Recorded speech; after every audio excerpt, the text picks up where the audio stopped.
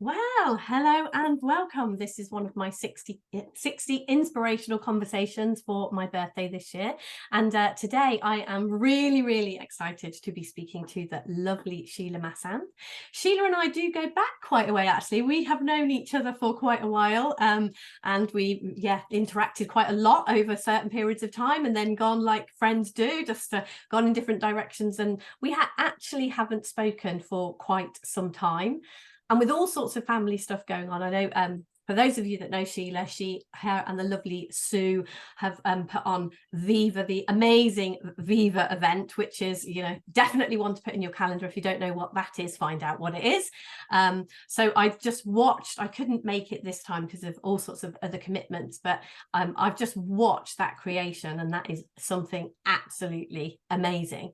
But so Sheela, do you want to introduce yourself? Tell us a little bit about who you are and what you're up to, and let's see where this conversation goes. Bye. Well, thank you. And yeah, Debs, it was when you reached out and said, would you like to, have this conversation? I was like, yeah, well, I mean, as you said, we haven't spoken for such a long time. And we do go back a long way. I mean, the first time I met you was at a Jamie Smart event in London, and that probably was 2011, I imagine.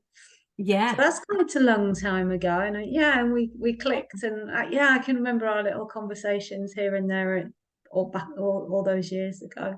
So really, who am I, and what am I up to is kind of like, well, who am I? I don't know. Who am I? It's funny, isn't it? Because it's like, well, my name's Sheela Massand. Bumped into the three principles, which I know is what your work is based on now, as is mine, in 2010 via Jamie Smart. And from there on in, something impacted me, as so many people say, and you say too, you heard something, you saw something, your life changed in some way. And me, it wasn't a dramatic transformation by any means. It was it has been and still is, I feel, like a slow burn in a way. But when I look back and reflect on where I was in 2010 and where I am now, I can see, I join the dots and I can really see, yes, my experience of life has changed a lot. But my career, my business, my coaching practice has definitely changed loads. And you mentioned the Viva event. That's one of I don't know, it's one of the highlights of my year for sure. So when we had all the restrictions, I realized how much I missed the live events here in Spain. So I live in Spain. I live on the coast, on the Costa Blanca, in a little place called Alfaz. And Albir is the coastal town where I serendipitously, but very organically have grown to create Three Principles events here. Albir is a beautiful town on the Mediterranean. We've got mountains, we've got the Mediterranean, we've got sea, 320 days of sunshine a year, and it's like the perfect venue for bringing people out and having retreats and seeing clients. And so the first event I ever did was with Dr. Jack Pransky back in 2013, and it's because he asked me if I would organize it. Well, basically he said, I'd love to come to Spain, and loads of people say that, so I kind of took it as with a pinch of salt. He was very serious and said, no, I would really like to come to Spain. So that took me to like, how am I going to make that happen? And literally one step at a time. Nobody taught me how to create events or put them together or sell them or market them or all the, I didn't do an events organizing course or anything. I was talking to somebody about this the other day, and it's just interesting again to look back and go, I taught myself, I was in the flow, it was easy. And it's something that has become very, very dear to my heart. And an event that I created, organized and hosted with Ian Watson in September here, I found myself in the room getting really emotional and moved by just how much I love organizing events, just how in alignment, to use that word, just how in alignment is with me, because the emotion was there. And for me, that's always a sign that I'm in my I'm in alignment. I'm in my truth. And I just love being in the room with people, watching them sink into a beautiful feeling, watching the transformations in people over a few days being here. And the whole, a lot of people say they hate, or, they don't like the project management side of things, the marketing, the accounts, the organizing the room and all the taking the money up, all that.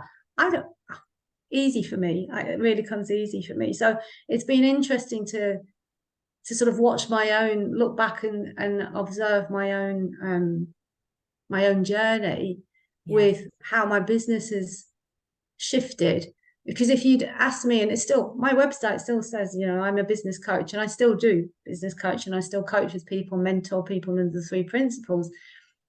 But actually, if on paper, my business is predominantly the events. So it's kind of, it's had a life of its own, and the Viva event is particularly, it's one of favorite because it's a playground for, as you mentioned, Sue Pankowicz, my business partner in that venture and really good friend.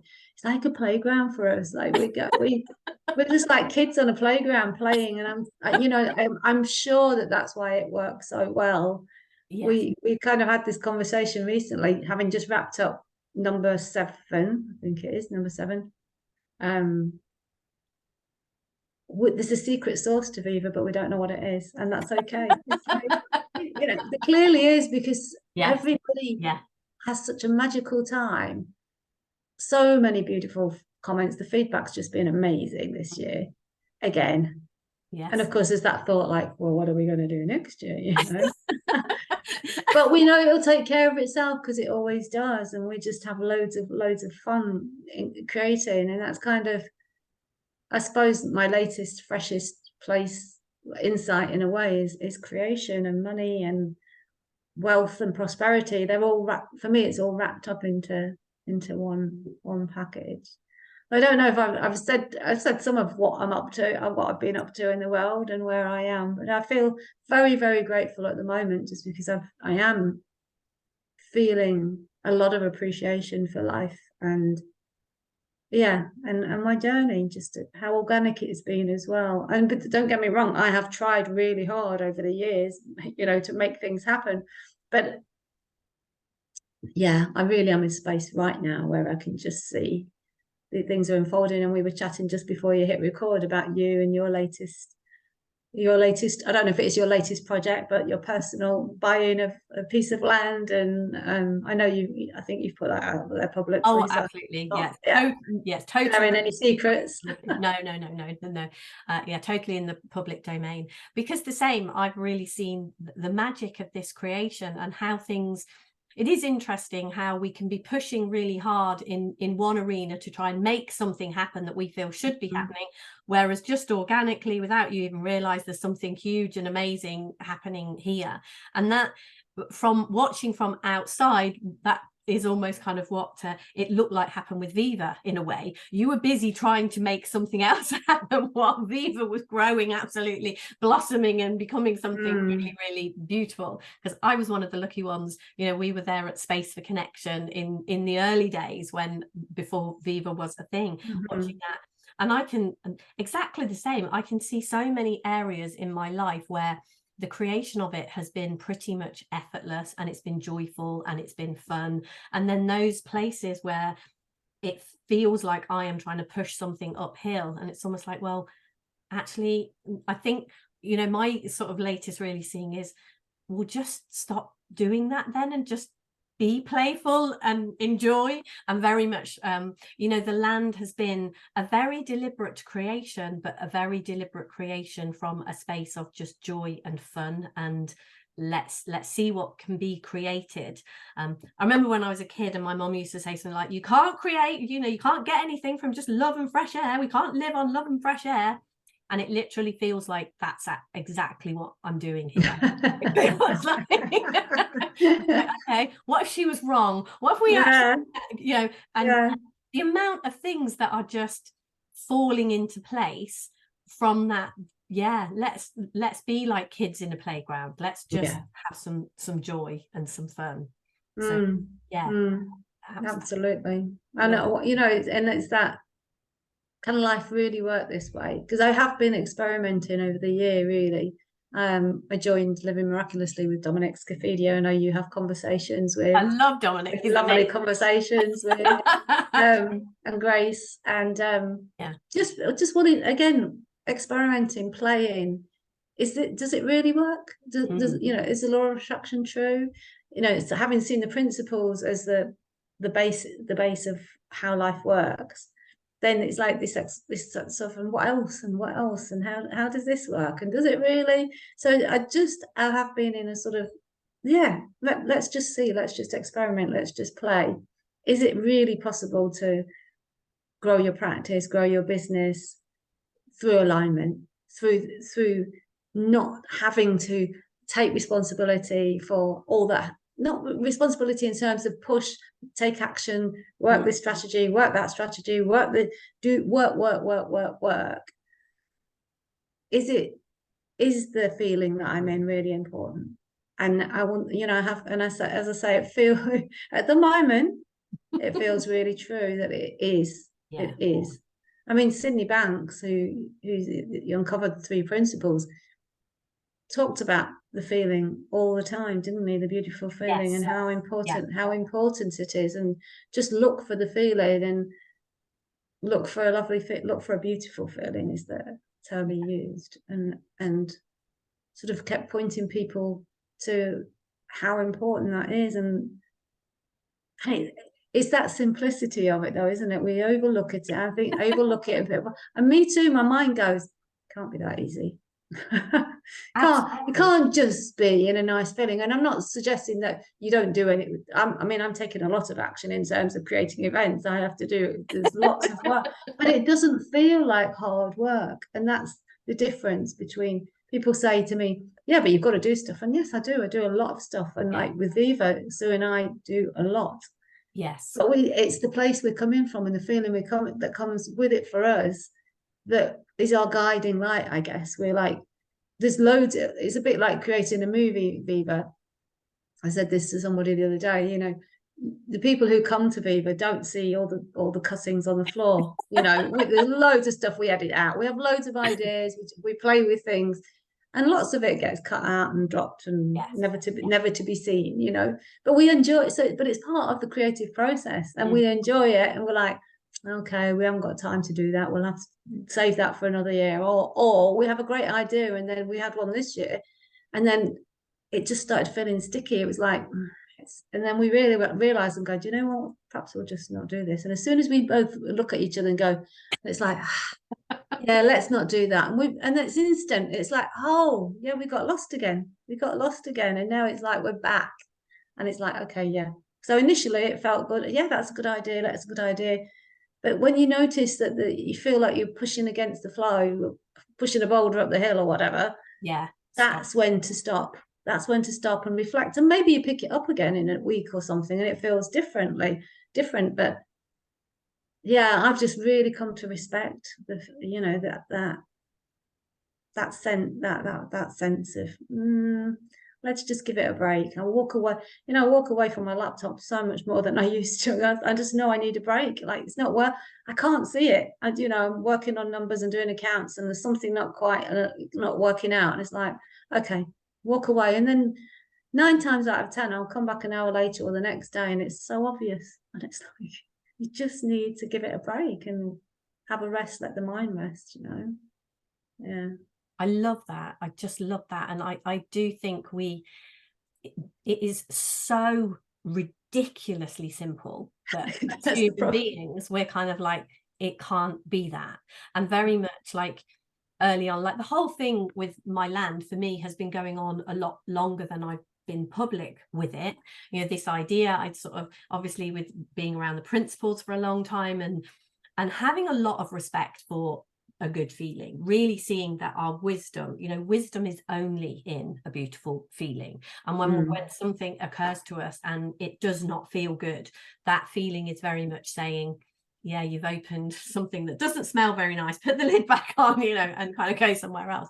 And so very much the whole, when I when I knew that I really wanted to do this, the first time that I went to view the land and I knew that I really wanted to do it, I sort of said to myself, okay, if you make it your only job to get into a good feeling and then do whatever occurs to you from a good feeling, can that possibly work? And like the first time I went to view the land, there was zero way that we could, if you'd have had that conversation with me then, and people who knew me and knew my situation, it was like, yeah, Deb, this is a dream that's never going to happen. It's like you just can't do that. And so I was like, okay, just continue to get into a good feeling. And it was exactly like you said, it was just like a game to me, and a kind of, okay, let's see you're not in a place where this looks like it's possible. So it will either work out or it won't. And whatever, there was almost like there was nothing riding on it. And it's just like, right, just continue to get into that good feeling. And I have seen so much and learnt so much and seen so many miracles come about.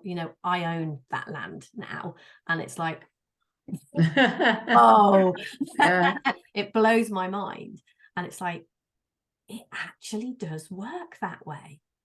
And so very much, and like you say, it's not, I have taken tons of action. I remember I've got a son it was his birthday.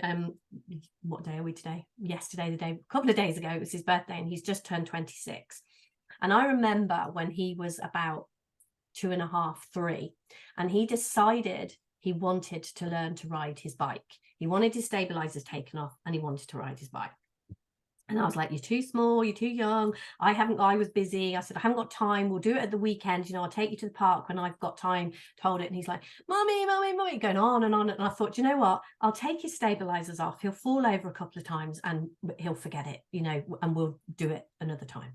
So I took his stabilizers off, just let him go in the garden. And I had an office that looked out onto the garden. So I'm not watching.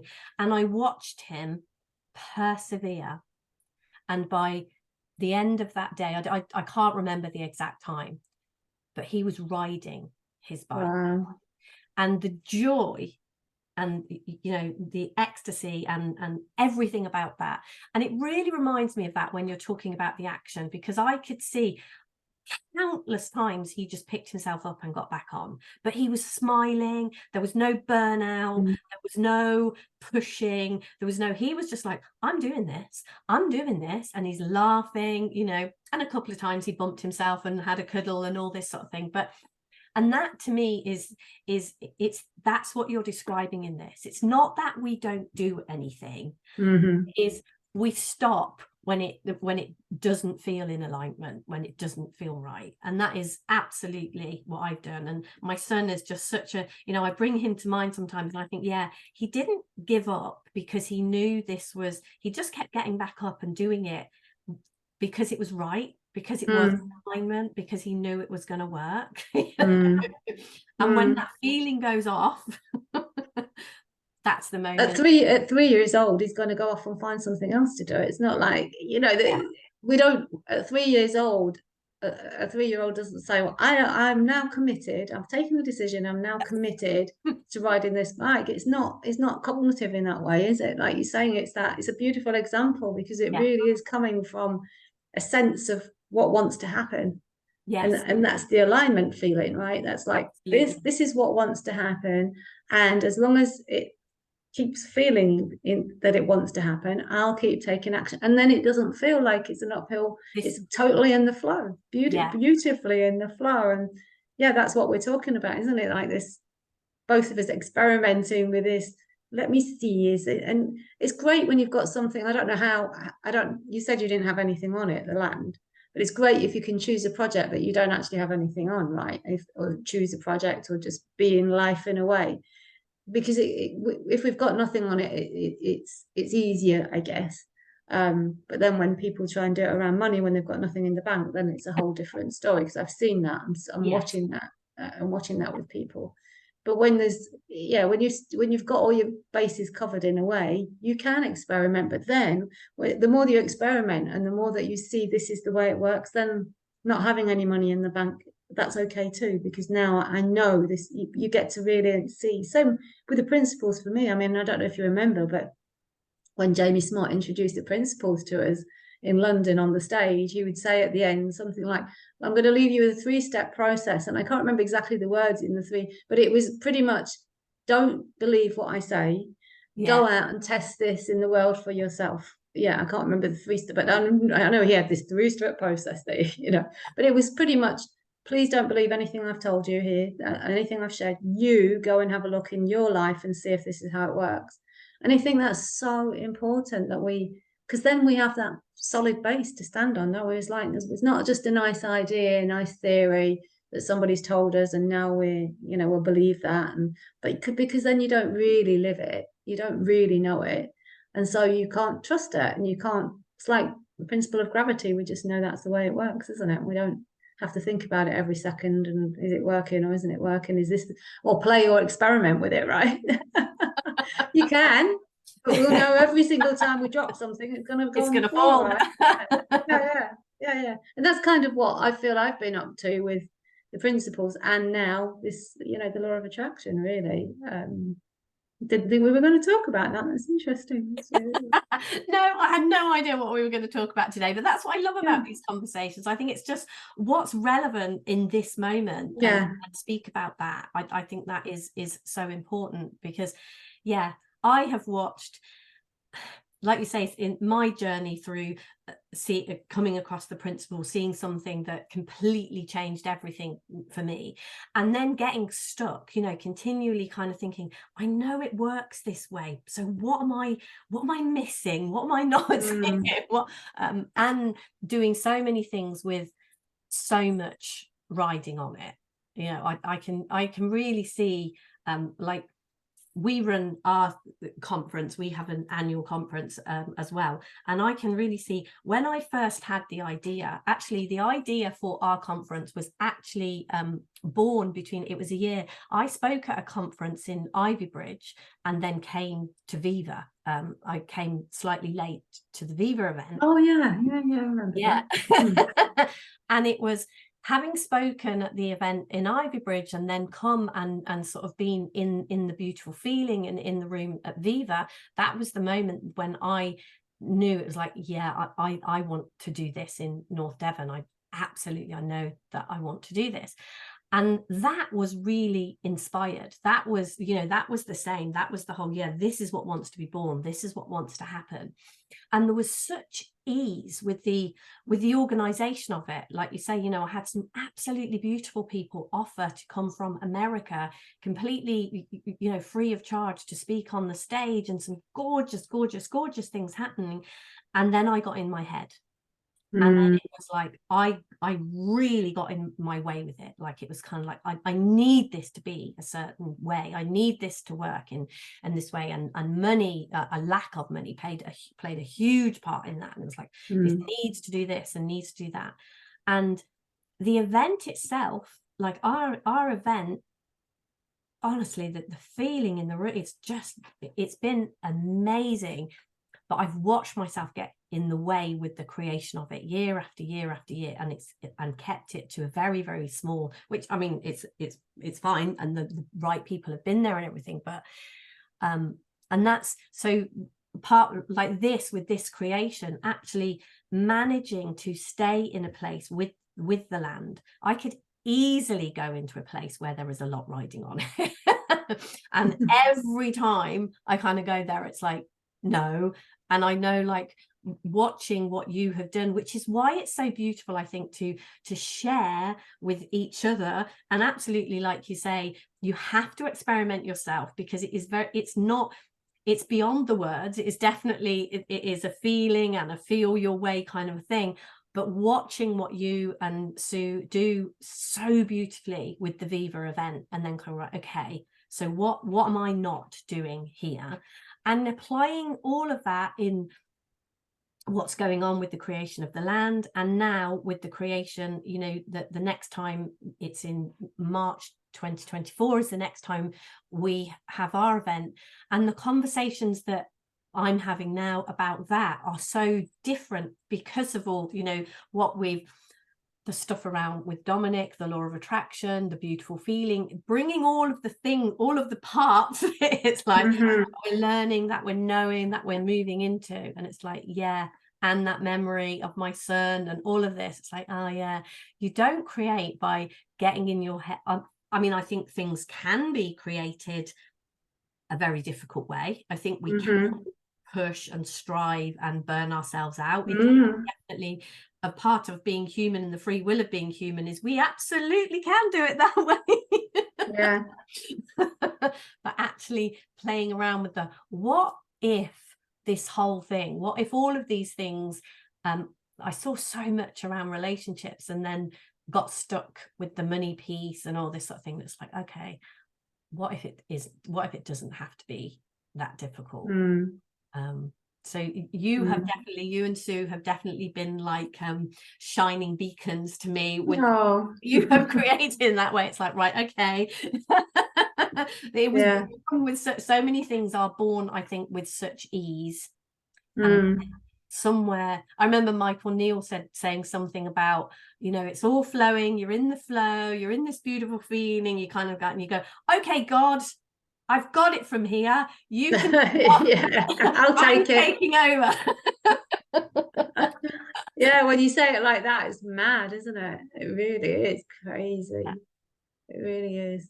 And it's so innocent, because that's the way we've been taught. That's what most of the world looks like. Most of the world is telling us this is what you have to work hard. I mean, part of a money book club, have been for a year, and that's been really influential as well. But we're reading a book at the moment called Prosperity Consciousness, and there is I forgot what I was going to say now. There was a line, I was going to share a line in it about I've forgotten. It obviously didn't want to be said, didn't want to be shared, so it'll come back to me. But you were talking about Michael Neal and saying, you know, I'll take it from here, and how innocent it is, that, you know, because I was talking about being brainwashed, wasn't I? It was something along there that I was going to share, but it doesn't matter. But going back, what occurred to me when you're talking about Sue and I think that I love collaboration. Yes. So being in partnership is super helpful to me, because you're reflecting back to each other and you can bounce. You don't get stuck. You can get stuck in your own mind, of course you can, but actually partnering with somebody and speaking ideas out loud and having somebody's going, do you think so? Is that true? Do you know, and me going, oh, that's not possible, and she's going, really? Are you sure that's, you know? So it's really helpful in that way, and we've got quite different personalities to a certain degree as well. So I'm the sort of, she will always say, you know, I'm the organized one. I'm the one that, you know, with admin and stuff like that. And I see her as being the one that's super creative and just, you know, very into art and music and painting and poetry. Me, not so much. And I know the first couple of years, for sure, I relied on her for that piece. Like I don't know if she relied on me, that's my word, but I definitely saw that as her strength. So I completely trusted her, and I think that's really important. I completely trusted her to take care of, you know, the singing part of things, and the, you know, organizing those people to do those things. And she'd be sewing, and she'd be, you know, and I'd be taking care of, you know, advertising and the marketing and the sales and, you know, all that sort of thing.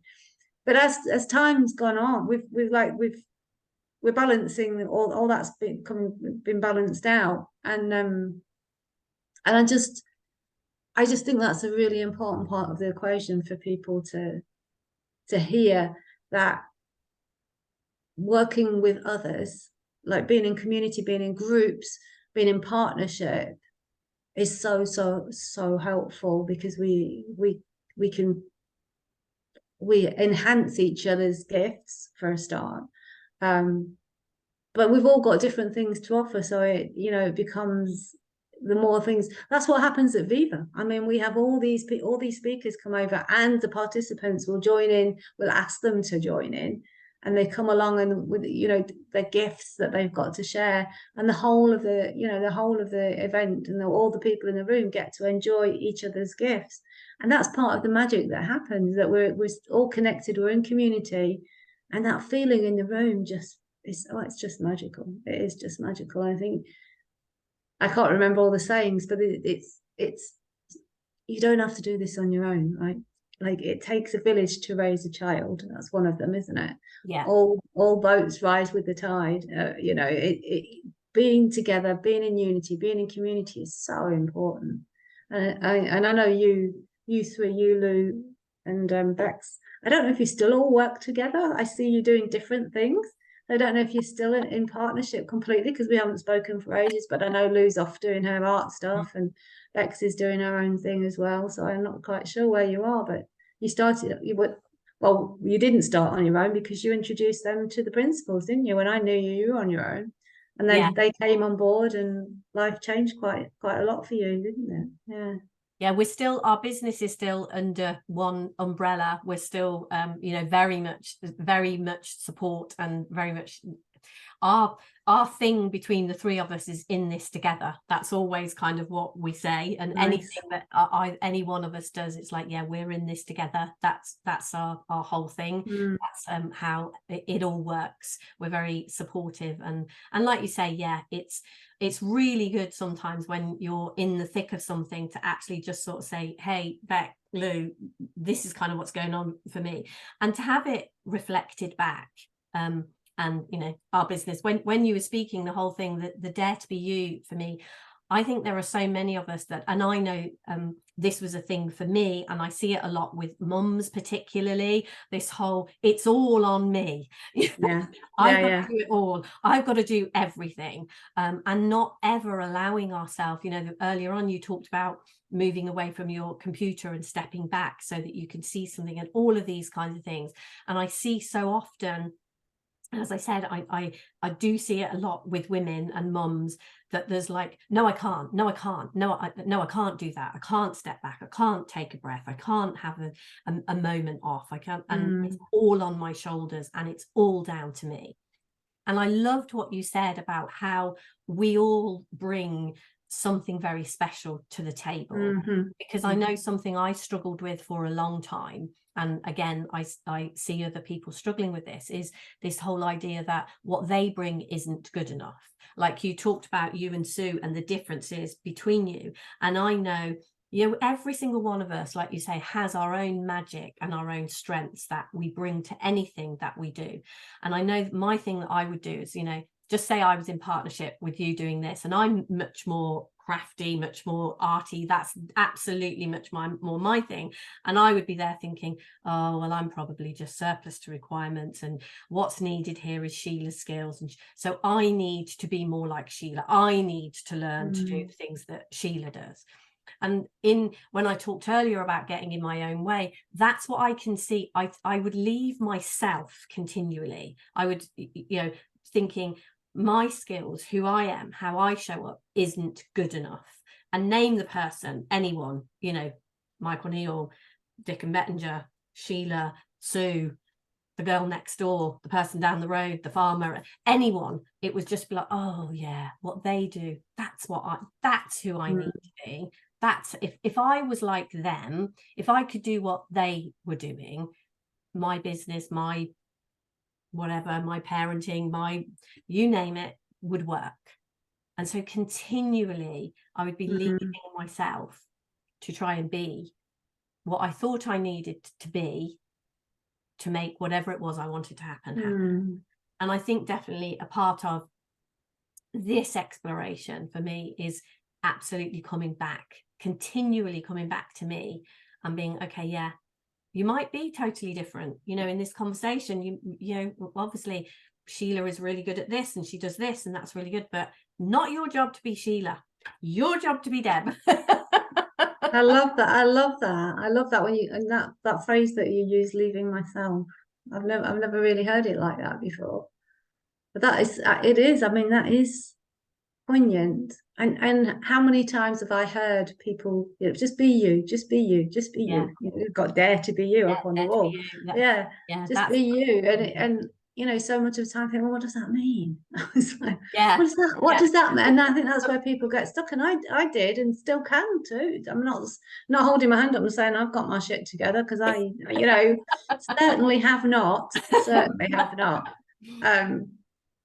Yeah, so this idea of, well, who are you? And I think it's a really important exploration, you know, for people to for all of us to really uncover in a way, like, because who we're not is all the stuff like you've just been naming, I'm not good enough at this and I can't do that and she can do this, and the comparisonitis or whatever it's called, comparisonitis, yeah. And but the I'm not good enough is just prevalent for nearly everybody in the world. Every human being that I speak to has got that going on. How we've got that going on our planet, I don't know. Unfortunately, it's kind of the common flavor. It's like vanilla ice cream, isn't it? It's like the one that you can always get. Yeah. Never thought about it like that before, but it is. It's like Yeah. you can always find that in somebody. So the idea of keep coming back to me, I love that. Like, yeah, just be you. There's only one of you. And I've heard phrases like, God created you. There's only one. You're unique. There's only one of you. Why would you try and be somebody else? I mean, isn't that a little bit like disrespecting source, God, universe, whatever word you want to use? Like, you've been created in this way. Like, why try and be somebody else? There's only one of you on the planet. And that's helpful to some people, and it has been helpful to me sometimes. But rest, kind of, for me, is there's so much at the moment for me about relaxation and just resting into, leaning back into just being you, really, just knowing that I am enough, and knowing that this is what is right now. This is what is. And so there's something about resisting what is what causes the suffering, and then we're out the flow. So that's what when we've been talking about the flow, that's kind of what I'm seeing. So I'll speak for myself, as I step away, using your language, step away from me, that doesn't feel good. No. It doesn't feel good. So there's the signal that I'm in resistance. And just noticing that, for me personally, is like, oh, okay, I'm doing it again. And it's like, shoulders go down. It's like just resting, just be with what is right now. And that is coming back to me, really. That's like a coming home. That's what it feels like. It's like I'm coming home. So when I listen to you and you know about your story about the land, like you get busy, or the conference, you get busy in your head about what I should be doing and what it should look like, and why am I not doing it the way they do, blah, blah, blah, blah. We're not being, are we? Basically, we're not being in the flow. We're not being with what's in alignment, what's calling us. We're now off in the land of imagination, of what little mind thinks it should look like, versus what's actually happening and what's in front of us right now. And that's a really big learning, growing edge for me, is being with what is, being with what is, being with what is. Yeah, it's it doesn't come, I guess it doesn't come naturally to me, which is an interesting thing to say out loud. It hasn't come naturally to me. The resistance is probably been more than my norm. So to keep noticing that the tension, I guess, the tension of being away from what is, because that's what happens. That's what happens. And for me, particularly, one of my biggest blind spots has been physical health. So, any sort of pain, any physical pain or aches and whatever, suddenly I'm like, oh, I don't want to be with what is now, do I? It's like, I don't want to be in this pain. I don't want this pain. Take it away, or doing all sorts of things to avoid it. So that's kind of my biggest growing edge, really, is and has been for years. And I think it's very common for people to have the same because it's our growth, it's our growing edge, it's our place to keep seeing more, keep growing. And of course, it's always the thing that you're like, well, I would choose something else, but actually everybody, wherever you are, you actually want the other thing that somebody else has got. It's like, well, I'd rather it would be relationships than physical health, actually. And actually, I'm sure if I was in a relationship, a stressful situation, I would be saying, just give me a health thing. The thing that we do, I think that is why we are such beautiful gifts for each other, and why it kind of like what I genuinely think there's been some real gold in this conversation that we have just like kind of skipped over and said, but there's been some really profound stuff said. And I think we are such a gift to each other, in as much, like for me, physical health has never really been much of a problem. And I know, like when I was in my relationship and really struggling in that way, I was part of it was a strange situation, but I ended up being in a conversation with someone I didn't know very well, and they didn't know much about me. And they were kind of saying, well, what kind of an idiot would get into an abusive relationship? You just leave. It's so clear what you do. And that was a huge moment for me. And it's like, when something isn't a problem to us, or when we can do it, like, you know, how Viva has unfolded for you, it's like, well, yeah, it was just clear what to do. I just kind of knew. I just flowed with it and did the next thing. And I can see the areas, what happened when I came across the principles. I suddenly started to see a way. I saw what I was doing and could see a way to just flow into that relationship stuff.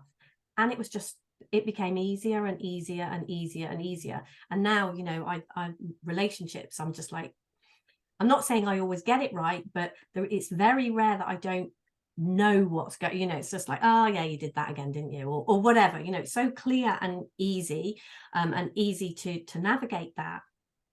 And then there's those areas, like the area for me has always been money. It's just been like literally pretty much most of the things I can navigate my way. And I'm not saying I've got all my shit sorted or anything, but it's like money was always the one. And it was like, and exactly like you said, I'd be like, oh gosh, couldn't you just give me the money stuff? You know, health looks so easy to me. I know how to do that. I do that. But that's why I think we are such gifts to each other, because we can see that this same thing is at play everywhere. There's nothing different at play. It's like, I can see what I see now with what I overheard that person say. It's like, yeah, it's nothing to do with the relationship or me being stupid or me not knowing what. It's like, oh, okay, if my mind changes, if I come home to myself, if I stay in this moment and don't resist, and I am with what is going on, everything just opens up to me. And you know, I don't know what it's, I'm not saying what I've really seen like around the build and all this kind of thing. It's like sometimes there has been money there, or every time I've actually needed money has been there. And many other times it might be like I need an architect. I've got an architect without having to spend any money at this point. So it's like either the thing that I think I need money for shows up, or that thing. And I see around relationships and health and things, it's not that I'm never ill, I don't have that, but it's like I see the okayness, that there's something there in that, a different seeing of it changes it completely. And that is always at play for all of us. And we're always all up against the same thing, our own mind. There's never anything else that is in the way of a perfect experience of life, whatever that experience is. Yeah, I love that. Like it is always the same thing, isn't it? The principles that the understanding of the three principles are always at work. Like gravity is always at work. It doesn't matter whether we believe it, don't believe it, see it, don't see it. That's what's creating our reality 100% of the time, and it is of our own creation. It is of our own creation. So everything's getting created in that way. Yeah, everything. And when you were speaking, it was like, oh, it comes back down to, you know, I'm a huge advocate of because of my lovely friend, Jacques Pransky, mentor friend, of deep listening. And I think, for me, it always, when I hear what you're saying, I'm like, yeah, that's the deep listening piece. It's being present with what is, like, as we're with again, it comes back to that being pulled away from home, you know, leaving ourselves. Just get back to deep listening, being present with what is. You'll know what to do next. Either something or nothing. It's either rest or it's just be with what is, be quiet, listen, and navigate from that space. It's just a whole different experience than navigating from what's not true. Yeah. What's not true. And even pretending that we're okay when we're not, you know, because that's not helpful. And there's a lot of sort of teaching out there about, you know, fake it till you make it sort of thing, and positive thinking and positive this and positive that. And that's definitely not what I'm talking about. I'm talking about keeping it real and feeling all the feelings. That's part of my learning curve at the moment as well. Like being willing to notice when I'm avoiding feeling something, because that seems to be quite easy. It's a reaction. It's so reactive that I don't even know it's happening. So I'm kind of in this exploration of that too, of but I guess being more out of my head and into my body, like out, not so thinking, being more aware of. Again, Ian highlighted this in the retreat in September, that navigating through the senses, you know, it's not just a head thing, it's navigating through all the senses. And we're sensory beings, we're energetic beings, and so we can feel our way through life, right? We navigate and feel our way through life versus think our way through life. And it doesn't mean you don't think and there's no room for the intellect, and because we need it, but we need it to be our servant and not our master. Absolutely. Somebody so famous said once, I don't know if it's Einstein, but it's you know, the intellect is the servant, not the master. And we've got, you know, so many of us have had it the wrong way around. So this idea of navigating through my senses is quite fresh and new for me at the moment as well. And I'm kind of playing with that, and not lots of times not noticing when I'm not doing it, because it's so normal for me not to live that way, right? So just getting, it's kind of a new, I don't know if it's a new friend or not a new toy, it's a new friend, I suppose, really, like a new companion. And like, oh, okay, let's do some more of that then. let's play around in this area a bit more and see. What's been really helpful for me around things like that is I've got 2 small grandchildren, and I think of, you know, my senses and my body and the whole of me a little bit like my grandchildren, and it feels like I love them, and there are moments when they need my guidance, but they don't need me shouting at them, forcing them, pushing them, making them, you know, all of those kinds of things. So very much like when you're talking about navigating through the whole thing and feeling into things and being, you know, I wouldn't, if one of my grandchildren was crying or something, I wouldn't just shut them in a cupboard or push them away or say, stop doing that. It would, you know, it's kindness and it's love, and then it's like, okay, so that wasn't such a big deal, so should we do something else? Or if there is something, okay, you know, what do we need to do? But it's of the moment, and it's love and guidance. And that's kind of very much how I'm playing around with that sort of thing that you're talking about. It's like, if I am not anything, any kind of feeling anywhere, whether it is a pain, or, you know, whether it's a physical pain, or whether it is my mind's playing tricks on me and it's that sort of pain, whatever it is very much love and guidance, and seeing it and accepting it and being with it, all of those things. And my kind of the thing that I find really helpful is, would you do this to Zach and Olive? You know, if I feel a certain way, like you say, not pretending to be okay when I'm not okay. If I need time not to be okay, then it's okay to have a minute not to be okay. In exactly the same way, like I said, I wouldn't I wouldn't say to my grandchildren, no, you can't not be okay, stop it, you know, you've got to be okay in every single moment. It's all, you know, we laugh, we cry, we fall over, we hug each other, all of it. And it's the same, isn't it? It's like, it's very much living from the loving guidance in that way, and listening and checking in. And with myself, it is like, yeah, do you actually need a moment and a hug, or do you need to say, yeah, just pull your socks up and get on with it? And I know within myself there are definitely moments when it's like, yeah, just get on with it, you're being a drama queen, you're making a fuss over nothing, just get on with it. And then there are moments when it's like, no, actually, spend some time with this, take a rest, have some time out. And part of knowing yourself, for me, part of the exploration of who you are is knowing yourself well enough.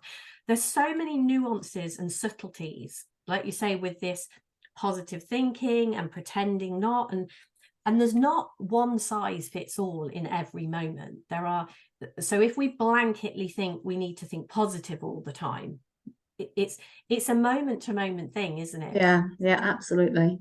In this moment, I just need to shut up and get on with it. In this moment, I need some love and care. Absolutely. And it's navigating which is it in. Yeah, and for me, I love that you brought your grandchildren into it, because I've got a new, well, he's going to be 1 next week. And it's just great, isn't it? well, it's just a beautiful having, you know, watching a child from newborn to, you know, which I've had this year, and just the development, the speed, the miracles that are happening, and watching him. And as you say, I mean, as you so beautifully pointed out, I wouldn't speak to Eric in the way that I speak to myself sometimes. I just wouldn't. So I love that you pointed that out about the kindness, and I would say compassion and understanding and love. It's, I mean, we know to, generally speaking, we know to nurture children with love and understanding at that age, you know, the newborn to at least, you know, a year, 2 years old, until they're running around. We know to nurture children, right? It's instinctive for a mom to just give everything to that baby, to nurture. And that's available to that is available to all of us. And I nearly used a should word then. It's helpful. I think it's helpful for us to treat ourselves in that same way, that love and nurture.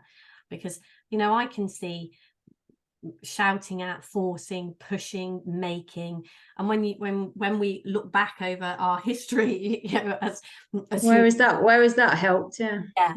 That's never got us anywhere. Whereas allowing people, and I guess as well, really seeing that we each have beautiful gifts, because a part of that force and push is that there's a right way to be, that, you know, you should be good at this and you shouldn't do this.